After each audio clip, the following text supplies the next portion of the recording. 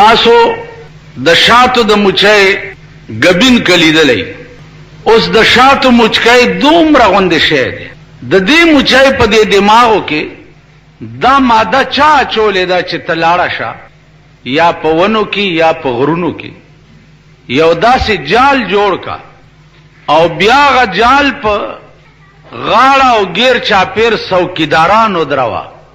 عزیزانو دا به تاسو ته پته نه دا د شاتو مچکو کې هم یو مستقل عالم دی او مستقله دنیا ده. یو د دې بادشاہي عادت د عام شاتو مچونه لغوندې لوی وي. د هغه بادشاہ آرډر داوي چې د دې غبین نګیر چاپیر څوکیداران ولاړي. د هغه څوکیدارانو کار داوي چې کومه مچای چې بار لاړ شي او د ګلونو رس راوړي نو اول هغه مچای چک کی چې اسنه چې دی مچای چرتا بجای د ګلونو د رس راوړو چرتا په غنګای نه ناستا او بدبوئی نه راوړي. نو هغه څوکیداران چې دی دا مچای اول چک کی نو هغه نرستو بیا غبین تپریدي چې اوس دنه نه لاړش. قرآن کریم کې سورۃ النحل مستقل سورت کې د شاتو د مچکو بیان او د دې د زندګۍ د نظام بیان. دا میګی دي چې تاسو یې ګورئ میګی دې کې مستقله بادشاہي ده او مستقل نظام دی پکې. بادشاہ دی، پولیس دی، فوج دی، سزا او جزا ده، مستقل نظام دی. قرآن کریم کې د میګو مستقل بیان دی. کم سورت ورته وایي؟ سورت نمل. نمل عربی کی میگی توای. په دې سورت نمل کې مستقل بیان دی د میګو او بیان داسې دی چې یو ورځ د سليمان عليه السلام تخت په هوا روان نو میګو بادشاہ آرډر وکړو چې فورن ټول میګي سړو تنه نه وځي.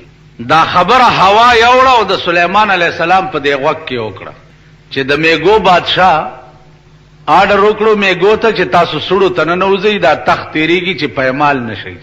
سليمان عليه السلام حکم وکړ چې دا تخت کې دی او د میګو بادشاہ راوغوښتو چې زه ظالمم چې خلق پېمالو ما چې تا آرډر وکړو چې اوس د بادشاہانو دماغ ته.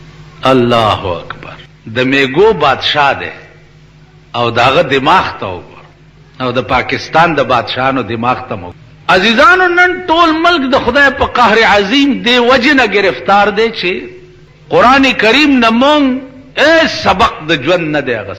کله پاکستان بادشاہانو په دې سلويخ کاله کې سورۃ النمل او سورۃ النحل مطالعه کړې نو نن بستا د پاکستان نم داسې شی جوړ وې لکه چین دی، هندوستان دی، روس دی، امریکا دا.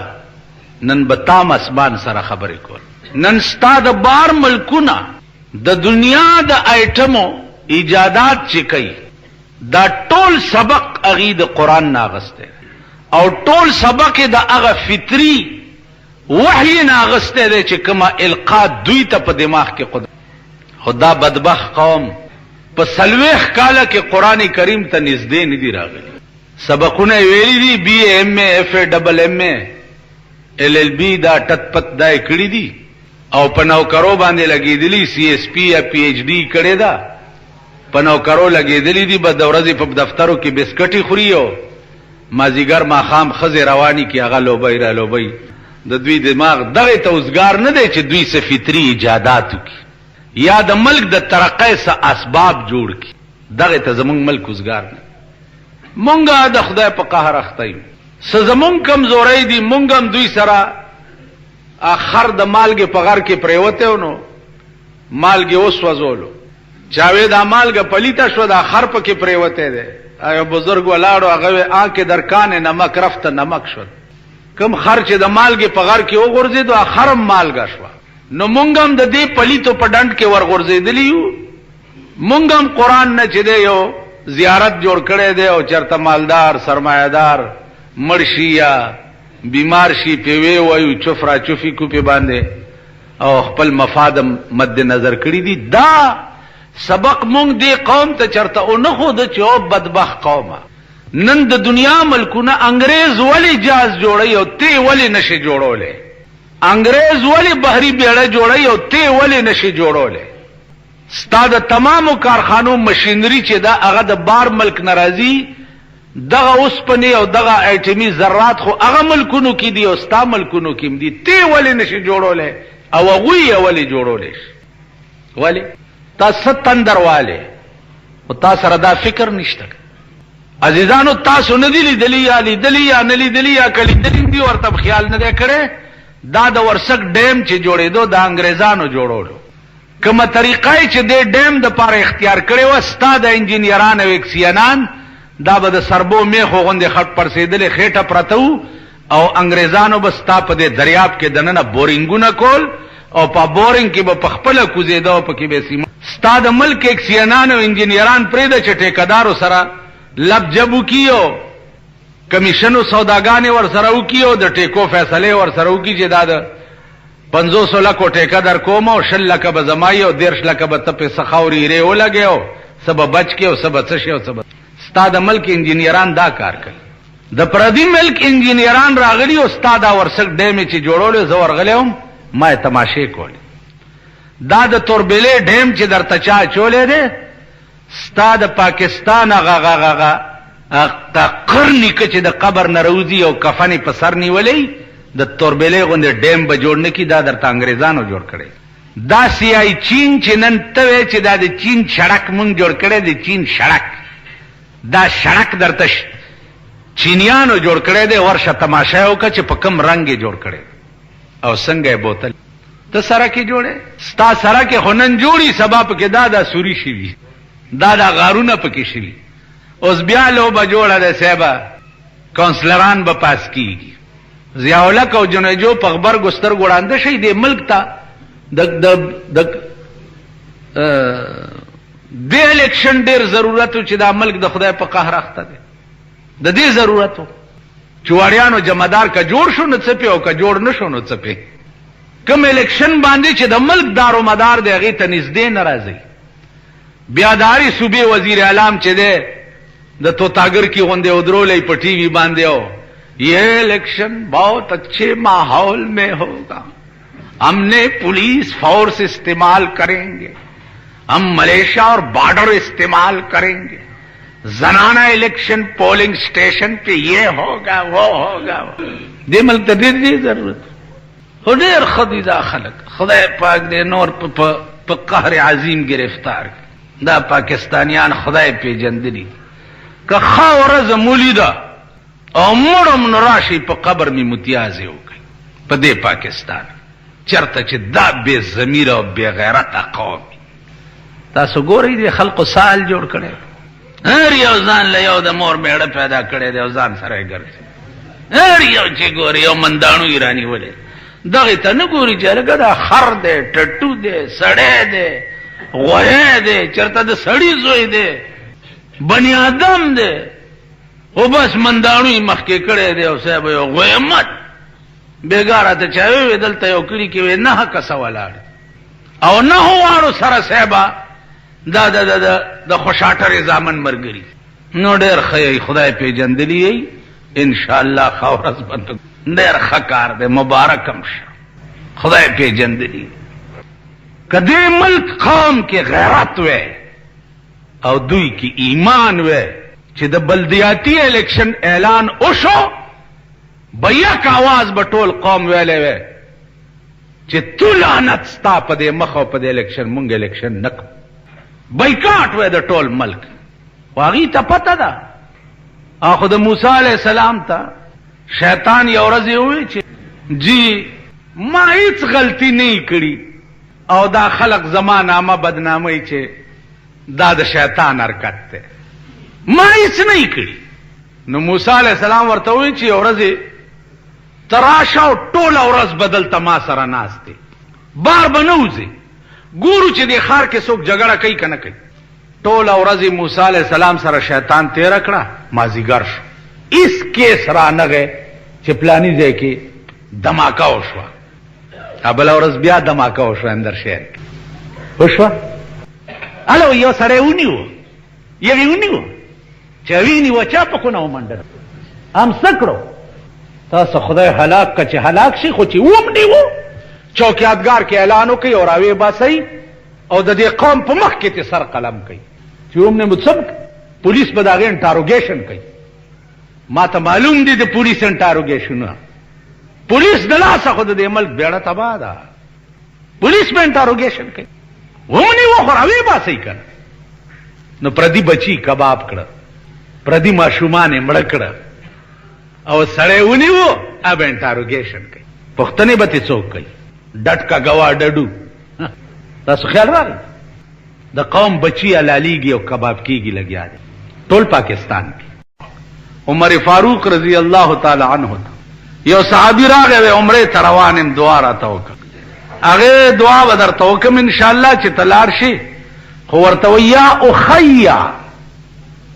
اخیا لا تنسانا فی دعائک اے رورګوټیا چې التما دعا نه ير نکي التما د پارم دعا وک. عمر فاروق بوي دعا ډېر خشه رسول الله صلی الله علیه وسلم ندی فرمایلی چې اذان وشي نو دعا کوي. علماء لیکلي دي چې په دوه ټیمه کې دعا چې دا الله ته ډېره قبول ده. یو چې اذان ختم شي او دعا وکي لاس اوچته او کنه اوچته یو چې اذان ختم شي او یو چې خطیب خطبه وای د جمعې په ورځ یو خطبه وای او کینی او بل تپاسی په دغه ټیم کې چې څه دعا دې وکړه نو خدای قبلای. ٹھیک شو. یو د جمعې په ورځ حدیث کې راځي چې د جمعې په ورځ یو داسې وخت دی سار د نور خطو نوالا د جمعې په ورځ تر نور پریوتو پورې په دې ټیم کې یو وخت داسې دی چې د سړي هر دعا ور سره ور برابر شي بس پټی کې خدای قبلای. نو د جمعې ورځ چې د عزیزانو ټول ورځ په دعاګانو تیروي چې هغه وخت خدای در برابر کی او پکې دعا قبول شي. اذان کې وګوره دعا ته محتاج جناب رسول الله صلی الله علیه وسلم.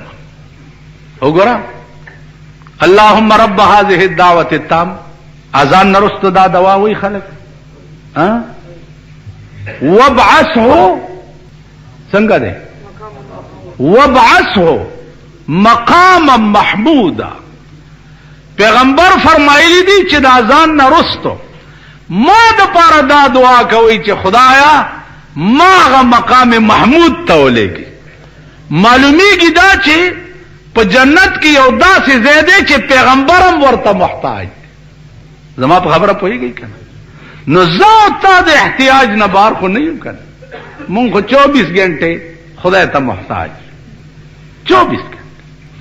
تاسو خیال را که تاسو خیال وکړئ زمونږ دې ملک کې جګړې دي صاحبه مانځه نه رستو دوا شته او نشته او کوا او مکوا او کنه. یو ورځ دلته یو طالب ماته وی ویره تقریر خو دې ډېر ښه وکړو خو دا سنتو نه رستو دي چې دوا وکړه نو دغه لږه ښه نه وه. زال ته ستړی یم یو چې دا منځ شي دلته ما نه مسلو تپوس وکړي بیا غوسه غوندې راځي دماغ ستړي شوي. ما ورته ویل بچیا داس چل دی چې د خدای پاک ته زمونږ ډېر کارونه پاتې دي او ته غواړو یې که ستا ورته حاجت نه مې کوه نو خو ما مه تنګوه که ستا ضرورت خدای ته نه که نه مې کوه. نو بس 4 دیخی اوچت پاسې ولاړو. سنتو نه رستو دوا عزیزانو دا یاد لرئ مفتی کفایت الله رحمه الله تعالی و تبارک د هندوستان په ځمکه دومره لوی عالم تیر شوی دی که د ټولې دنیا علم په یو تله کې واچي او د مفتی کفایت الله علم په بله تله کې واچي نو دا به پې دروند شي. د دومره لوی علم خاوند هغه لیکلي دي چې سنتو نه رستو دوا که څوک فرض او واجب نه ګڼي لازم نه ګڼي نو بیا جایز ده.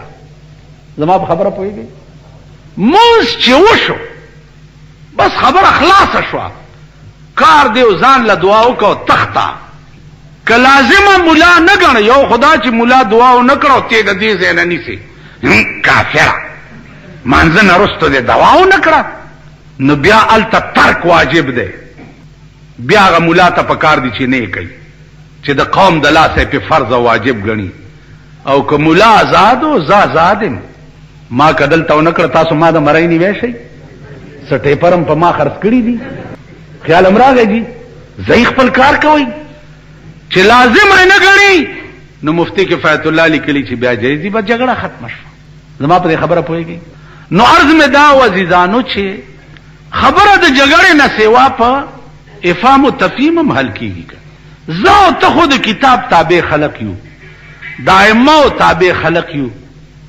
تاسو خیال راغی بیگا یو سړی مان تاسو کو چې جی عربو ته تلم اغي خټول دلیل لاس کدي او منس کوي په دې سینه لاس کدي مالغي مور موز دا موز مور نه یاد کړي.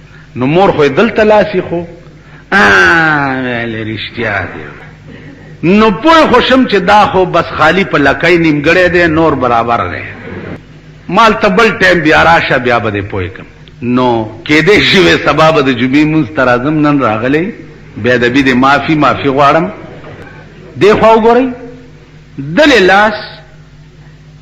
لاس نامن لاندې لاس دا توسع فی الدین. دا توسع فی الدین دی ته وایي چې لاس ته کدل کې خو منځ شو، کدی دل کې خو منځ شو، کدی دل کې خو منځ شو، کدی زوړندونی وو قرات ته ویلو منځ شو. زما خبره پوهیږي. دې ته وایي توسع فی الدین.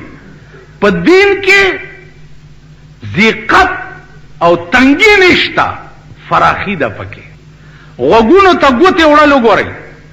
درې روایت راغلي پیغمبر دې ځای ته لاس کول او نیت تړل دام شتا. دې منکبینو پورې اوګو پورې دام شتا. الا شحمتیل اذن د دې غوګونو تر دې کس کو ته مخامخ کولو ګوتو پورې دام شتا. نو کچا داسې وکړو نیت یې وتړل، کچا داسې وکړو، کچا داسې وکړو. درې واړو کې توسع ده، نیت وتړلی شو، هیڅ مضایقه نشته. د ائمه اربعو په دې کې اصولي هیڅ اختلاف نشته چې که غوږونه دې راوننیول د شیخانو غوندې نیت مې وکړو، نیت مې کړی، نیت مې وکړو. هلته امام رکعت مو کي دی غوږونه راکاږي بیختي وزه خو بس الله اکبر کا خلاصې کوه. د غوږونه رانیولي نیت مې وکړو، نیت مې کړی، نیت مې وکړو، نیت مې کړی. او څلور رکعاته او څلور رکعاته او څلور رکعاته په دې قهر دا زمونږ سپینګیري اخته. یو بوډا مې چې ژوندی پرې نخوې د دوی د لاسه لاسه تنګ په دې قهر اخته خو پوه نه. دا لویه ګناه ستا ده چې تا علم نه دی. علم وې ایس تکلیف به درته نه درته ایماني ویم. زه په دې خپل زړه کې ښه مطمئن یم. الحمدلله ثم الحمدلله. د خدای لاک لاک شکرونه. په قرآن او حدیث په اصولو یې پوه کړی چې څه اصلي دین دی د هغې په اصولو پوه یم. ما ته هېڅ تکلیف نشته او نه ستاسو دوا په کار ده راته مخامخ چا جرات کړی دی. داسې ډېر کوڅډب موسډب په شیشه لګیایي بجلیګر مولا دا خبره داسې کړې دا داسې کړې. هغه ورځ یو سړی راغی وی تا په تقریر کې دا پلانه خبره داسې کړې ده زمونږ مولا خو چې داسې نشته ما ته لږ مال راوله. نو په سبا راغی وی جی خو وایي چې زه نه ورځم. ما چې نه راځي خو دروغ وایي غلط وایي ظالم ته لږ راوله چې ما پوه کړي. که زه تقریر کې غلطه خبره وکړم زما دا ایمان دی چې برملا به معافي وغواړم او به وایم چې دا خبره ما غلطه کړې ده، توبه به وباسم چې خدای دې ما ته معافي وکړي. توبه به وباسم. عزیزانو ما هیڅ کار د عجب او د غرور لاندې نه دی کړی. ځان ته غټ کتل به زه څه شی ما زه څه یم. ما په خدای قسم دی چې دا د کوڅو په منځ سپی ما نه ښه دی. په منځ سپی چې چینجي پکې شوي ما نه ښه دی. ځکه هغه سره به د خپل عمل حساب نه کېږي او ما سره به حساب کېږي. ما نه سپی م ښه دی. زه څه شی یم یا ما کې به غرور څه. غرور خو د هغه ذات سره ښایي چې څوک یې څه کولی نه شي، څوک ورته څه ویلی نه شي. کائنات ټول د هغه ملک دی هر قسم تصرف چې پکې کوي داغه خواخه ده. غرور خو داغه د شان سره خایي، بنده بڅي او داغه غرور بڅي. ما په پاکستان کې غرورونه لیدلیو، تکبر مې د پاکستان د بادشاہ ما د جناسه تقریرونه اوریدلیو.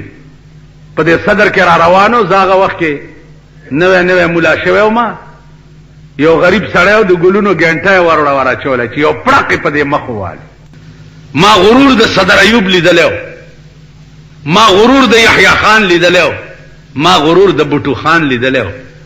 دا ضیاء الحق چې خدای لګا د وړو پیشو جوړه کړی دا دکې لګ غرور کا خیالو کوي نشته.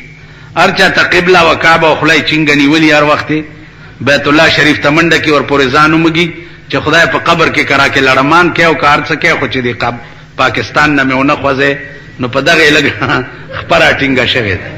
نازیدانو غرور مونږ څه شی یو، مونږ کې به غرور څه مونږ څه. تاسو دې ځان ته وګورئ چې ځان کې لوی تسمار خان درته ځان کې وایي چې زکام دی وایي تراشه کنه زه خو دوايي دکان کې ناستم چا داسې یا براشه داسې پوزه به نیولي پیش سبا در باندې زکام خلای په یو ځي سترګې په بل ځي سپېګمې بل خو ارتي کیږي.